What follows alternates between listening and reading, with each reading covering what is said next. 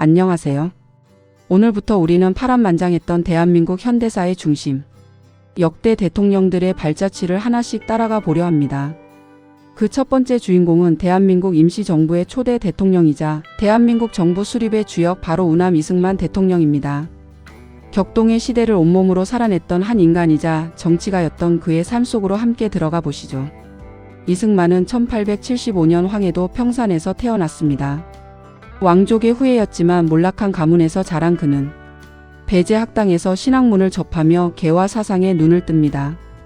독립협회 활동 중 고종 황제 폐위 음모에 연루되어 한성 감옥에 투옥되는 시련을 겪기도 했죠. 하지만 감옥은 그에게 또 다른 기회였습니다. 그곳에서 성경을 읽으며 기독교인이 되었고 명저 독립정신을 지필하며 근대 국가에 대한 비전을 세웁니다. 추록 후 미국으로 건너간 그는 조지 워싱턴 하버드 프린스턴대에서 공부하며 한국인 최초의 국제정치학 박사가 됩니다. 이 시기 쌓은 인맥과 지식은 훗날 그의 강력한 무기가 된 외교 독립론의 밑거름이 되었습니다. 1945년 해방 그리고 이어진 극심한 좌우 갈등 속에서 그는 남한만이라도 먼저 정부를 수립해야 한다는 정읍선언을 통해 대한민국의 기틀을 잡습니다. 마침내 1948년 8월 15일 대한민국 정부가 수립되고 그는 초대 대통령으로 취임합니다. 하지만 기쁨도 잠시 1950년 6.25 전쟁이라는 민족의 비극이 닥칩니다. 이 절체절명의 위기에서 그는 탁월한 외교력을 발휘합니다. 유엔군의 참전을 이끌어냈고 전쟁 후에는 미국으로부터 한미상호방 위조약을 얻어내며 오늘날 대한민국 안보의 핵심 축을 마련했습니다. 당시 미국 내부에서도 반대가 심했지만 그는 끈질긴 협상과 때로는 벼랑 끝 전술로 기적 같은 동맹을 성사시켰습니다. 이승만 대통령의 업적 중 오늘날 우리가 꼭 기억해야 할 것이 또 있습니다. 바로 농지개혁입니다. 농사를 짓는 사람이 땅을 소유해야 한다는 원칙 아래 단행된 이 개혁은 수천 년 이어온 지주제를 타파했습니다. 이는 공산화를 막는 방파제가 되었고 훗날 대한민국 경제 성장의 토대가 된 자본가 계층을 형성하는 계기가 되었습니다.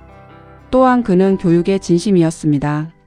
전쟁 중에도 학교 문을 열게 했고 초등 의무 교육을 도입해 문맹 퇴치에 앞장섰습니다. 배워야 산다는 그의 신념은 훗날 대한민국을 인재 강국으로 만드는 뿌리가 되었습니다. 그러나 빛이 강하면 그림자도 깊은 법일까요?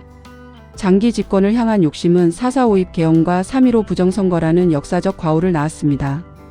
민주주의를 열망하던 학생과 시민들은 거리에 나섰고 4.19 혁명의 함성 속에 그는 국민이 원한다면 물러나겠다는 말을 남기고 하와이로 망명길에 오릅니다. 1965년 7월 19일 머나먼 타국 하와이에서 그는 90세의 일기로 조용히 눈을 감습니다. 잃었던 나라를 다시 찾고 그 나라를 지키기 위해 평생을 바쳤던 노정객의 마지막은 쓸쓸했습니다. 오늘날 이승만 대통령에 대한 평가는 극명하게 엇갈립니다. 한편에서는 건국의 아버지라 칭송하며 그의 외교적 통찰력과 건국 공로를 높이 사고 다른 한편에서는 독재자라 비판하며 민주주의를 후퇴시킨 인물로 기억합니다.